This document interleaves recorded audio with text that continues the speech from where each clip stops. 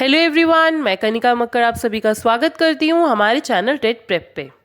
Previous classes में हमने development या विकास के बहुत सारे कॉन्सेप्ट्स को डिस्कस करा था। आई होप कि आप सभी ने वो वीडियोस देख ली होंगी, और अगर नहीं देखी हैं देन प्लीज़ आप एक बार उन सब वीडियोस को देख लीजिए। हमने उसमें डेवलपमेंट के काफ़ी सारे कॉन्सेप्ट्स को डिस्कस कर चुके हैं हम पहले ही। और आज जो हम टॉपिक डिस्कस करने वाले हैं वो है स्टेजेस ऑफ ह्यूमन डेवलपमेंट, यानी कि मानव विकास के चरण। तो चलिए स्टार्ट करते हैं हम टॉपिक को। पहले हम लोग पढ़ेंगे कि ह्यूमन डेवलपमेंट का मतलब क्या है, यानी कि हमारे अंदर जो मानव विकास है उसका मतलब क्या है। बेसिकली मानव विकास क्या है, एक फ्लोइंग प्रोसेस है, यानी कि एक निरंतर चलने वाली ऐसी प्रक्रिया है जो कि हमारे जीवन प्रयाण चलती ही रहती है। ये चीज़ भी हम लोग बहुत पहले डिस्कस कर चुके हैं प्रीवियस क्लासेस में कि क्या है, जो डेवलपमेंट है वो हमारी वॉर्म से शुरू होती है और टॉम तक जाती है, गर्भ से शुरू होती है और कब्र तक जाती है। तो ये निरंतर चलने वाली प्रक्रिया है।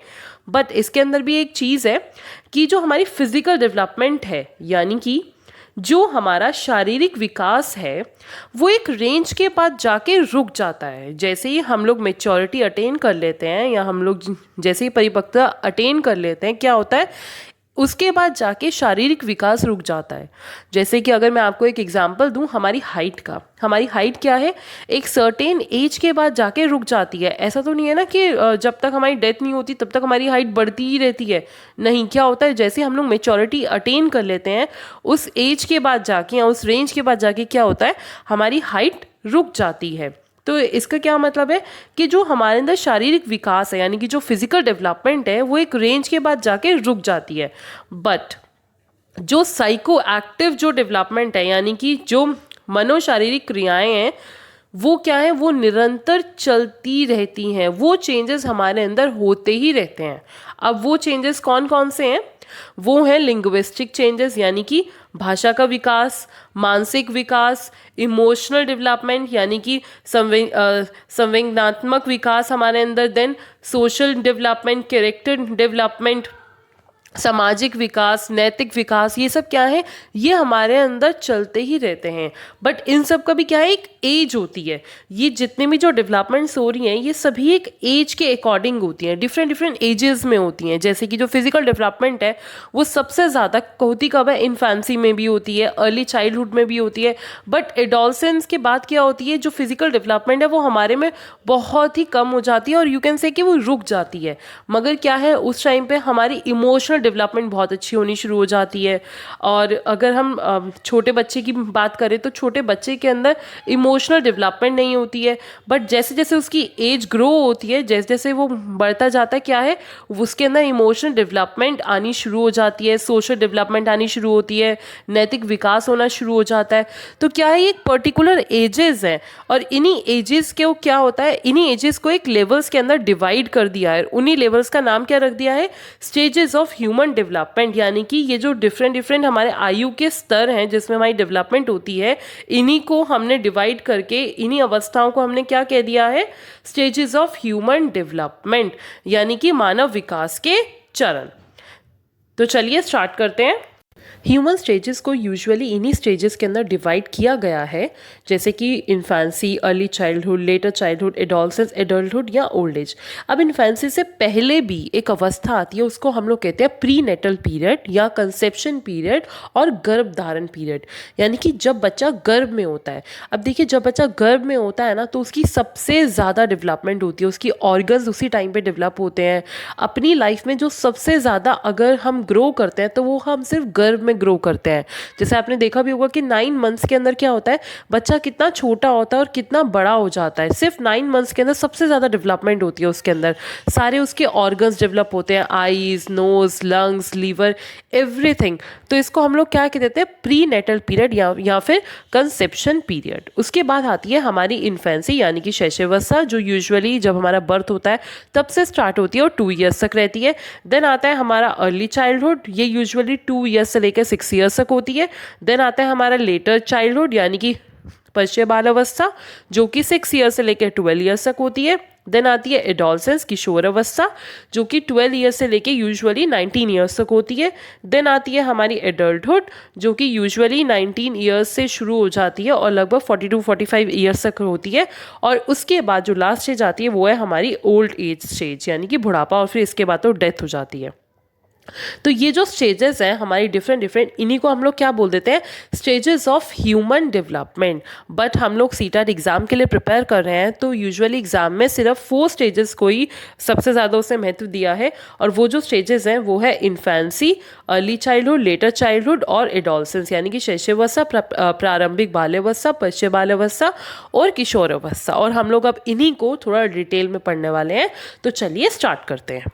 तो जो फर्स्ट स्टेज है वो है हमारी इन्फेंसी, यानी कि शैशवावस्था, जो कि हमारी बर्थ से शुरू हो जाती है और यूजुअली 2 ईयर्स तक चलती है। तो शैशवावस्था क्या है, बेसिकली जो कि बच्चा जब ग्रो करता है अपने बर्थ के बाद, वो उसका स्टार्टिंग का जो अर्ली पीरियड होता है उसी को हम लोग क्या कह देते हैं, इन्फेंसी, यानी कि बच्चे की प्रारंभिक अवधि जिसमें कि वो बच्चा जन्म के बाद तेजी से बढ़ता है, उसी को हम लोग क्या कह देते हैं, शैशवावस्था या इन्फेंसी, जो कि बर्थ से शुरू होती है और यूजुअली 2 ईयर्स तक चलती है।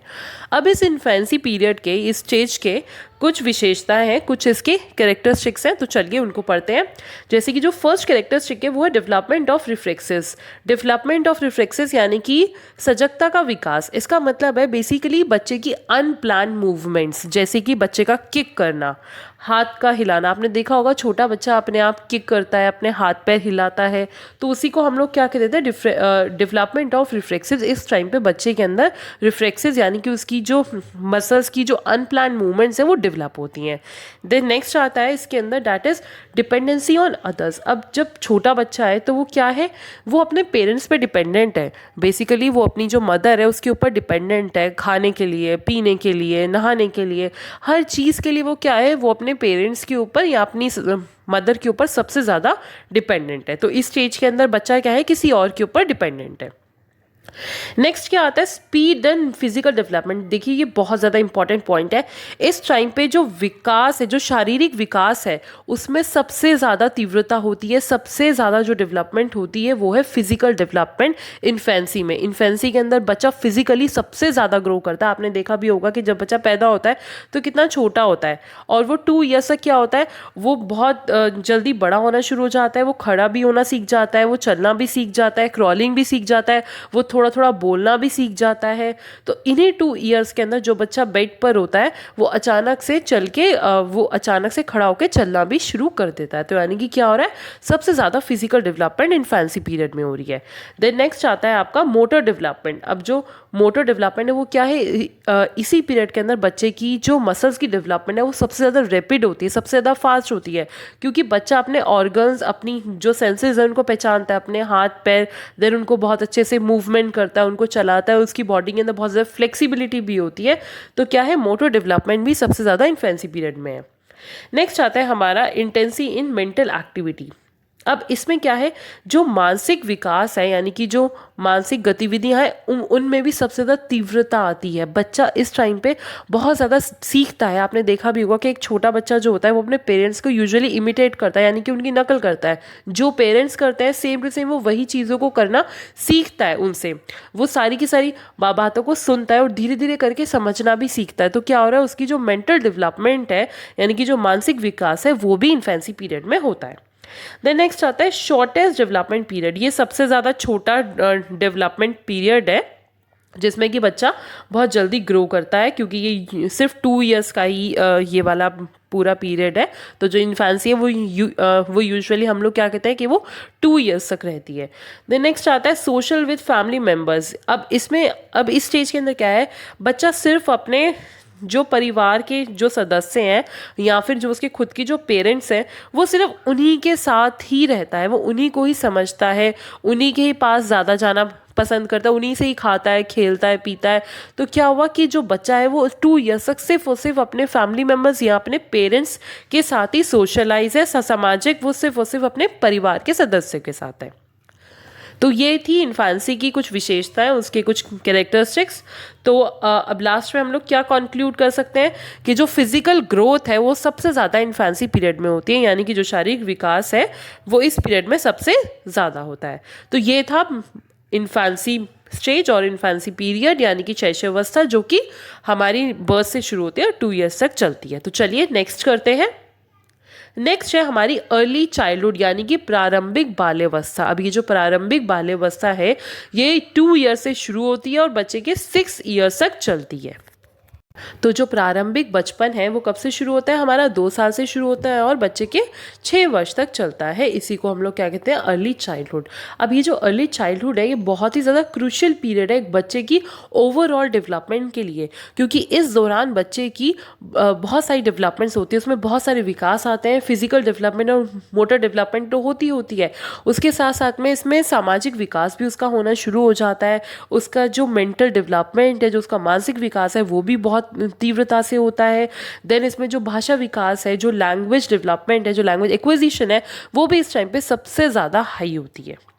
तो इसीलिए ये क्या है, बहुत ज़्यादा क्रूशियल पीरियड है। और इस पीरियड को हम टॉय एज भी कहते हैं। टॉय एज इसीलिए कहते हैं क्योंकि इसी एज में बच्चा बेसिकली अपने खिलौनों से खेलना सीखता है कि किस खिलौने को कैसे खेला जाता है। प्री गैंग एज इसीलिए क्योंकि इस टाइम पे इसके थोड़े बहुत फ्रेंड्स बनने शुरू हो जाते हैं, वो ग्रुप में खेलना सीख जाता है कि हमें बच्चों के साथ कैसे ग्रुप में खेलना है। तो इसलिए इसको हम क्या बोल देते हैं, प्री गैंग एज। और हम इसको एक्सप्लोरेटरी एज भी कहते हैं, यानी कि खोजपूर्ण उम्र भी कहते हैं। अब इसको खोजपूर्ण उम्र हम इसलिए कहते हैं, आपने देखा होगा कि यूजुअली जो छोटा बच्चा होता है, जो 3-4 साल का बच्चा होता है, वो आपसे बहुत ज़्यादा क्वेश्चंस पूछता है, ये क्या है, ये क्यों है, ये किस लिए है, हर चीज़ में। तो इसीलिए उसको क्या कहा जाता है, इस एज को खोजपूर्ण एज और एक्सप्लोरेटरी एज, क्योंकि इस टाइम में बच्चा बहुत ज़्यादा क्यूरियस होता है सब चीज़ों को जानने के लिए कि कौन सी चीज़ क्या है, क्यों है, किस लिए है। तो इसीलिए ये क्या है, एक्सप्लोरेटरी एज है, यानी कि खोजपूर्ण एज के नाम से भी जानी जाती है। तो अब चलिए इसकी कुछ विशेषताएं पढ़ते हैं, इसके कुछ कैरेक्टरिस्टिक्स हैं। तो जो फर्स्ट है वो है लैंग्वेज एक्विजिशन। आपको मैंने बताया कि इसी एज में क्या है, सबसे ज़्यादा भाषा का विकास होता है। तो जो लैंग्वेज डेवलपमेंट है वो सबसे ज़्यादा 2 साल से लेकर 6 वर्ष तक की आयु में बच्चे की होती है। आपने देखा होगा कि ये बच्चा इसी दौरान बोलना भी सीख जाता है, यूजुअली पढ़ना भी सीख जाता है, थोड़ा बहुत उसको लिखना भी आ जाता है। यानी कि लिखना, पढ़ना, बोलना यूजुअली बच्चा 2 साल से लेकर 6 साल की उम्र में सीखने लग जाता है। तो इसीलिए क्या है, इसी टाइम पे लैंग्वेज एक्विजिशन सबसे ज़्यादा है। बच्चा इस दौरान क्या होगा, वर्ड्स का यूज़ करना सीख जाएगा, उसे कब बोलना है कि मुझे जाना है, मुझे आना है, खाना है, पीना है, और वो पिक्चर्स को देख के ऑब्जेक्ट्स को भी पहचानना सीख जाएगा। यानी कि जैसे ही वो कोई चित्र देखेगा तो वो पहचान लेगा कि ये क्या है। उसको हम चित्र दिखाएंगे कि एलिफेंट है तो उसको याद रहेगा, जब वो दोबारा वो वाला सेम चित्र देखेगा कि हाँ ये एलिफेंट है। देन नेक्स्ट आता है, इसमें बच्चा ऑब्जेक्ट्स के अंदर कंपैरिजन करना भी सीख जाता है, बट एक्सटर्नल कैरेक्टरिस्टिक्स के साथ। जैसे कि आपने बच्चे को एक दिखाया लायन, आपने बच्चे को एक दिखाया एलिफेंट, तो उससे उनके बाहरी जो कैरेक्टरिस्टिक्स हैं वो देखा कि इनकी जो शेप है वो अलग है, इनका कलर अलग है, इनका जो साइज़ है वो अलग है। तो इसीलिए ये लायन है और ये एलिफेंट है, यानी कि उसकी जो बाहरी जो विशेषताएं हैं उनको देखकर बच्चा कंपैरिजन करना सीख जाता है कि कौन सी चीज़ क्या है।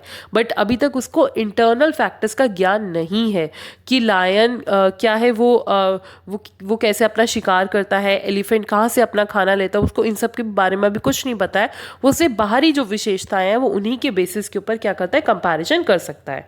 देन नेक्स्ट आता है, A child increases the coordination of social skills। अब जो सामाजिक विकास है इसमें बच्चा सीखता है कि कैसे उसको सोशलाइज होना है, कैसे उसको लोगों के साथ बात करनी है, वो अपनी और दूसरे की भावनाओं को भी समझना सीख जाता है। जैसे कि उसे कब रोना है, सामने वाला अगर उसकी मदर फादर या रो रहे हैं तो वो समझ जाएगा कि वो कुछ किसी चीज़ से ये परेशान है, वो इससे रो रहे हैं। वो अपनी भावनाओं को भी धीरे धीरे करके समझना शुरू कर देता है और सामने वाले की भी। देन नेक्स्ट आता है fastest physical and motor development. इस एज में भी बच्चे की फिजिकल और मोटर दोनों डेवलपमेंट बहुत स्पीडली होते हैं, यानी कि शारीरिक और उसका जो मोटर विकास है वो इस टाइम पे सबसे ज़्यादा होता है। तो ये था अर्ली चाइल्डहुड यानी कि प्रारंभिक बाल्यावस्था, जो कि 2 साल से लेकर 6 वर्ष के बीच में होती है। तो चलिए अब हम नेक्स्ट करते हैं।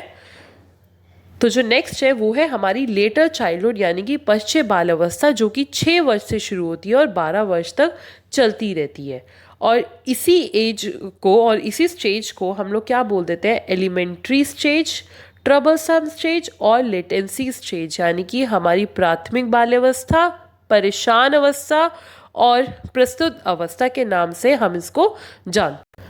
इस एज में क्या है, बच्चा अपनी सोसाइटी की वैल्यू सीखता है, यानी कि जो सामाजिक मूल्य हैं वो उनको सीखना शुरू कर देता है। सोसाइटी की वैल्यूज़, जैसे कि सही क्या है, गलत क्या है, झूठ उसे नहीं बोलना चाहिए, उसे हमेशा सच बोलना चाहिए, अपने पेरेंट्स को हमेशा ग्रीट करना चाहिए, अपने टीचर्स की रिस्पेक्ट करनी चाहिए, अपने फ्रेंड्स के साथ उसको कैसे बिहेव करना है, उसको सोसाइटी के अंदर कैसे बिहेव करना है। तो वो इसी स्टेज के अंदर बच्चा यूजुअली सीखता है, उसको जो सोसाइटी की वैल्यूज़ हैं वो यूजुअली वो सीखना शुरू करता है, यानी कि सामाजिक मूल्य को वो इसी स्टेज में सबसे ज़्यादा सीखता है।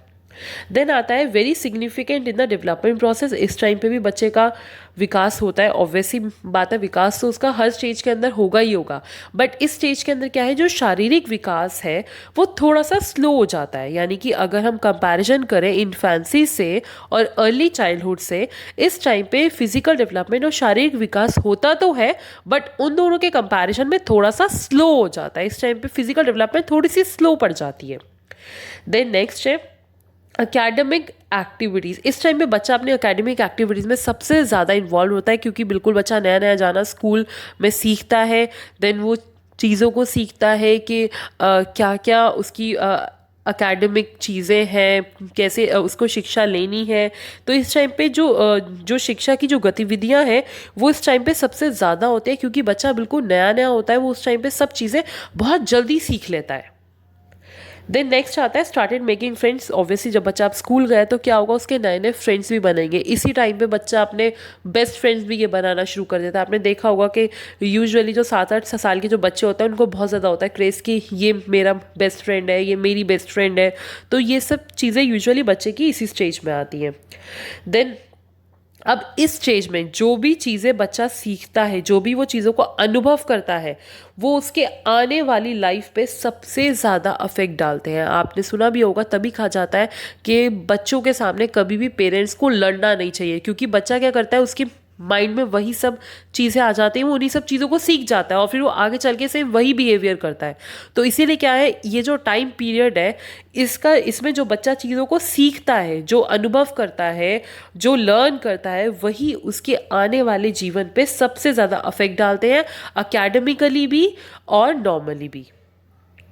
नेक्स्ट आता है जो क्रिएटिवनेस है, यानी कि जो बच्चे में जो रचनात्मक विकास है वो भी इसी स्टेज में डेवलप होता है। जब बच्चा 6 साल का हो जाता है तो उसके अंदर जो क्रिएटिवनेस है वो आनी धीरे धीरे करके शुरू हो जाती है, और सबसे ज़्यादा जो रचनात्मक विकास है वो बच्चे का इसी स्टेज पे होता है। तो आई होप कि आपको ये वाली स्टेज समझ में आ गई होगी, लेटर चाइल्डहुड यानी कि पश्चिम बाल अवस्था, जो कि 6 वर्ष से लेकर 12 वर्ष के बीच में होती है। तो चलिए नेक्स्ट करते हैं हम। नेक्स्ट है हमारी एडोलसेंस यानी कि किशोर अवस्था, जो कि 12 साल से शुरू होती है और यूजुअली 18 साल या 19 साल तक चलती है। कुछ लोग इसको 18 साल तक बोल देते हैं, कुछ लोग इसको 19 साल तक बोलते हैं। तो ये यूजुअली 12 to 19 ईयर्स तक हमारी चलती है किशोर अवस्था। इस स्टेज को स्टैनली हॉल ने स्ट्रेस एंड स्ट्रॉम की स्टेज कहा है, यानी कि तनाव और आक्रोश। उसके पीछे रीज़न क्या है, क्योंकि इस टाइम पे बच्चे में सबसे ज़्यादा चेंजेस होते हैं, हार्मोनल चेंजेस होते हैं, इसमें फिजिकल अपीयरेंस बहुत ज़्यादा इसमें बच्चे की चेंज हो जाती है, यानी कि शारीरिक विकास और जो शारीरिक चेंजेस हैं वो बच्चे में इस टाइम पे तीव्र गति से होते हैं। तो सबसे ज़्यादा चेंजेस होते हैं ये बच्चे में, जो उसके इमोशनल स्टेबिलिटी पे सबसे ज़्यादा अफेक्ट डालता है, यानी कि उसको भावनात्मक रूप से सबसे ज़्यादा वो अफेक्ट करते हैं। तो इसीलिए ये सबसे ज़्यादा स्ट्रेस एंड स्ट्रॉम का भी टाइम होता है, और इसको गोल्डन पीरियड भी कहा है और स्प्रिंग सीजन भी कहा है। क्योंकि गोल्डन पीरियड, स्प्रिंग सीजन इससे कहा है क्योंकि इसमें बच्चा बहुत सारी नई नई चीज़ें सीखता है, वो मेच्योरिटी की साइड जाता है, वो परिपक्वता की साइड जा रहा होता है। इसी स्टेज में फिजिकली उसमें सबसे ज़्यादा चेंजेस आते हैं, हार्मोनल सबसे ज़्यादा उसके अंदर चेंजेस आने शुरू हो जाते हैं। नेक्स्ट, इसको ट्रांजिशनल पीरियड भी कहा है। ट्रांजिशनल पीरियड का क्या मतलब है, यानी कि इसको संक्रमणकालीन अवधि भी कहा है, क्योंकि इसमें बच्चा सडनली चेंज हो जाता है। जैसे कि अगर आप किसी 10 साल के बच्चे को देखेंगे और उसे आप 3 साल के बाद देखेंगे तो 3 साल में उसमें इतने ज़्यादा चेंजेस आ जाते हैं कि आप एकदम को देखोगे कि अरे 3 साल पहले तो ये छोटा बच्चा था और अब अचानक से इतना बड़ा हो गया। तो इसमें क्या होता है कि बच्चे के अंदर फिजिकल चेंजेस सबसे ज़्यादा आते हैं। बच्चे की हाइट इसमें सबसे ज़्यादा ग्रो ये करती है, अपने एक एक्सट्रीम लेवल तक आ जाती है हाइट। देन उसके अंदर जो शारीरिक जो विकास है वो भी बहुत ज़्यादा तीव्र गति से ऐसे होता है कि उसका जो अपीयरेंस है वो सबसे ज़्यादा इसके अंदर चेंज हो जाता है। बच्चा अचानक से बहुत बड़ा दिखने लग जाता है। नेक्स्ट है इसके अंदर, इसमें बच्चा सबसे ज़्यादा सोशल, बायोलॉजिकल और पर्सनल चेंजेस फील करता है, क्योंकि बच्चे में इतने ज़्यादा हार्मोनल चेंजेस हो रहे होते हैं कि बच्चे को उस टाइम पे खुद भी समझ में नहीं आता कि ये क्या हो रहा है। तो फिर धीरे धीरे ये करके उसमें क्या हो रहा है, बायोलॉजिकल चेंजेस भी हो रहे हैं, सोशल भी हो रहे हैं और उसके अंदर पर्सनल चेंजेस भी हो रहे हैं, क्योंकि इस टाइम पे बच्चा बाहर से सबसे ज़्यादा अफेक्ट करता है, उस पर एनवायरनमेंट का सबसे ज़्यादा अफेक्ट होता है। जो बच्चा सुनता है, देखता है, तो उसका सबसे ज़्यादा बच्चे पे अफेक्ट होता है। तो इसीलिए इसमें बच्चे में पर्सनल चेंजेस भी सबसे ज़्यादा आते हैं। तो इसमें सामाजिक, जैविक और निजी परिवर्तन बच्चा सबसे ज़्यादा महसूस करता है। इसी कारणों से इसको एक क्रिटिकल स्टेज भी कहा है एक पर्सन की लाइफ में।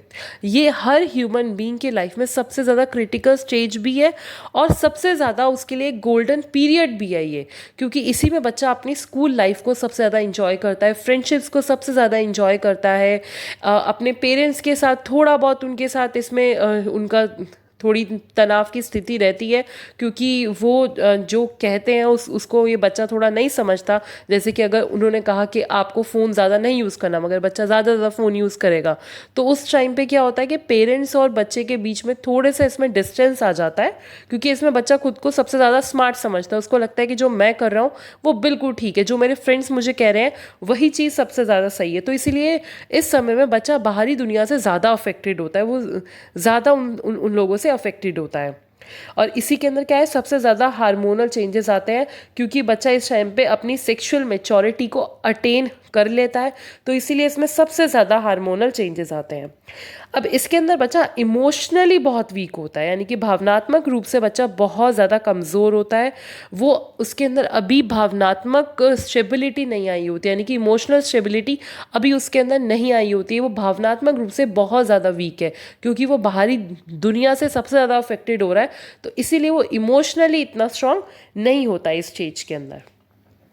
और इस स्टेज के अंदर एक और चीज़ है कि बच्चे के अंदर लीडरशिप स्किल्स इसी स्टेज में सबसे ज़्यादा डेवलप होती है। जैसे कि आप देखेंगे स्कूल में ये बच्चों को स्कूल कैप्टन्स बनाया जाता है, डिफरेंट हाउसेस के बच्चे कैप्टन बनते हैं, अपनी ये क्लास में मॉनिटर प्रीफेक्ट बनते हैं।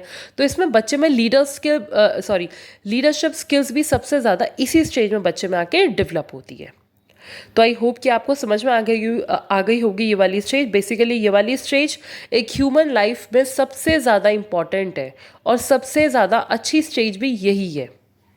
तो चलिए अब इन्हीं स्टेजेस के ऊपर बेस्ड हम कुछ एमसीक्यूज कर लेते हैं। आई होप कि आपको ये चारों की चारों स्टेजेस अच्छे से क्लियर हो गई होंगी, क्योंकि एग्जाम्स में infancy, early childhood, letter childhood और एडोलसेंस से ही क्वेश्चंस आएंगे। इसमें एडल्टहुड और ओल्ड एज इसलिए नहीं आते क्योंकि उसमें बच्चा यूजुअली स्कूल में नहीं होता है, बच्चा एडोलसेंस तक ही स्कूल में होता है, तो इसीलिए सीटैट में एडोलसेंस तक ही क्वेश्चन आते हैं। तो चलिए अब कुछ इसके ऊपर बेस्ड एमसीक्यूज कर लेते हैं।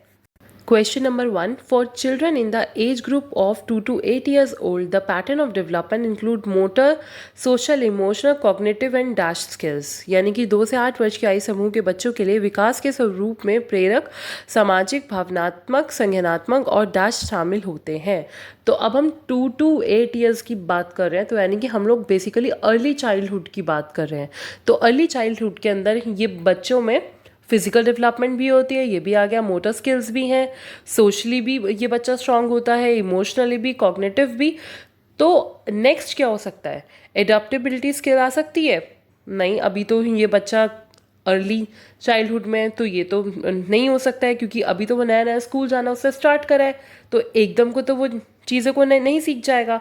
देन आता है कम्युनिकेशन स्किल्स, ये भी नहीं हो सकता है। और ऊपर से जो कम्युनिकेशन है वो किसका पार्ट है, वो बेसिकली लैंग्वेज का ही पार्ट हो जाता है। तो बच्चे के अंदर जो सबसे ज़्यादा इसमें डेवलप होता है मोटर, सोशल, इमोशनल और कॉग्निटिव के अलावा वो क्या है, लैंग्वेज स्किल, यानी कि भाषाई कौशल, क्योंकि बच्चा इस टाइम पे स्कूल जाना शुरू कर देता है, तो इसीलिए उसके अंदर लैंग्वेज स्किल्स सबसे तेज़ी से इसमें डेवलप होती हैं। तो अगर आपके पास कभी भी ऐसा क्वेश्चन आता है कि बच्चे में लैंग्वेज स्किल कब आती है, यानी कि भाषा का विकास बच्चे में सबसे ज़्यादा कब होता है, तो वो आता है अर्ली चाइल्डहुड में, यानी कि 2 से 6 वर्ष की जो आयु है या 2 से जो 8 वर्ष की जो आयु है, उसके बीच में बच्चे का सबसे ज़्यादा भाषा का विकास होता है। नेक्स्ट करते हैं। नेक्स्ट है in which stage the physical growth is rapid, शारीरिक विकास किस चरण में तेजी से होता है। देखिए जो फिजिकल डेवलपमेंट है वो तो चारों स्टेजेस के अंदर हो रही है ना। और जो इन्फेंसी है उसमें भी सबसे ज़्यादा हो रही है तेज, जो अर्ली चाइल्डहुड है उसमें भी हो रही है, जो लेटर चाइल्डहुड है उसमें थोड़ी सी स्लो हो जाती है, और जो एडोलसेंस है उसमें भी बहुत स्पीडली हो रही है। बट जो सबसे छोटा जो टाइम पीरियड है बच्चे का वो है इन्फेंसी का। और इन्फेंसी के अंदर ही यानी कि जो बच्चे की शैशवावस्था है उसी के अंदर क्या करता है बच्चा, सबसे ज़्यादा फिजिकल चेंजेस होते हैं। बिल्कुल छोटा बच्चा होता है और वो खड़ा होना भी सीख लेता है, चलना भी सीख लेता है। तो जो सबसे ज़्यादा उसके अंदर फिजिकल ग्रोथ आती है वो आती है इन्फेंसी में यानी कि शैशवावस्था में।